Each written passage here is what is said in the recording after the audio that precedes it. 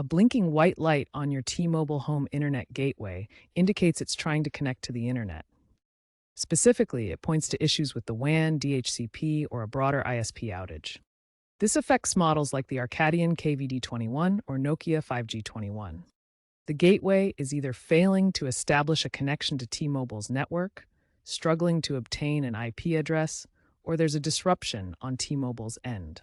Recent firmware updates, especially version 1.2102.01.503 for Arcadian gateways and advancements in the Nokia 5G21 model, aim to improve auto-reconnection and reduce these incidents.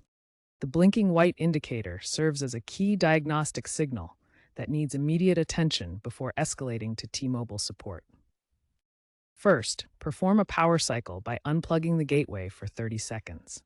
This resets the connections and can resolve many connectivity issues. Next, check for and install any available firmware updates through the T-Mobile app or web portal.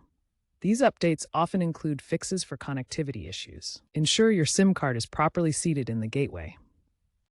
Use the T-Mobile app to check your signal strength and move the gateway to a location with a stronger signal, ideally near a window. Test with another device to determine if the issue is specific to your gateway or a broader ISP problem. If these steps fail, consider a factory reset, which erases custom settings, or switch to a wired Ethernet connection for more stability.